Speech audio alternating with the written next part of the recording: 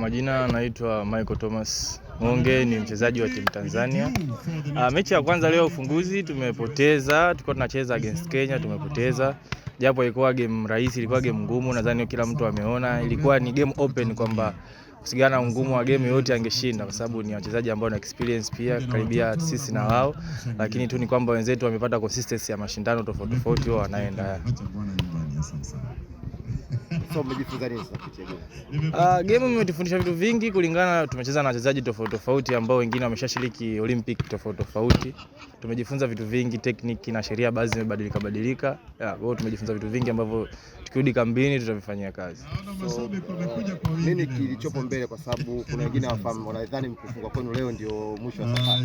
Hapana, hapa zimeshiriki almost nchi 6, tunacheza na timu zote 6. Kwa hiyo leo tumepoteza game hii ya leo.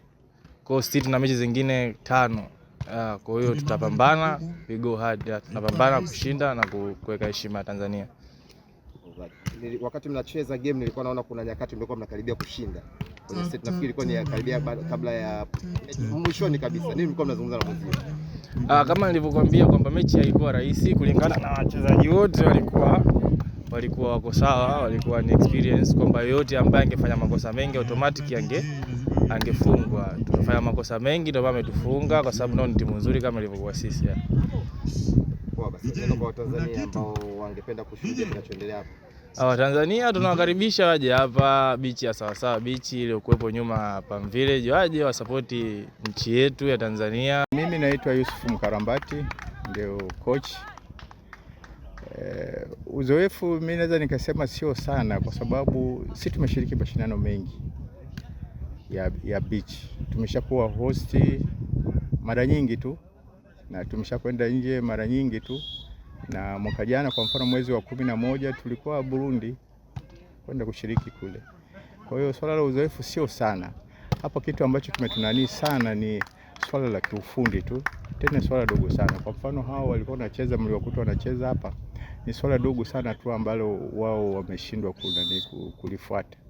Lakini kama wangejaribu kufuata sisi tulikuwa tunawashinda wale 2-2.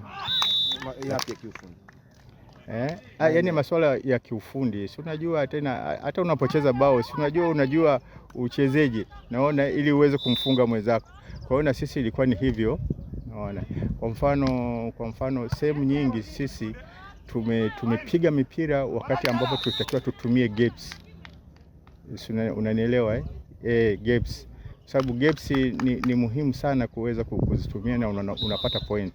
Kuliko ni kutumia nguvu zaidi kuliko akili.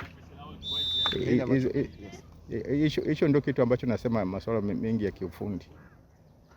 Nini ambacho cha kujifunza sasa mnatoka nacho kwa jana?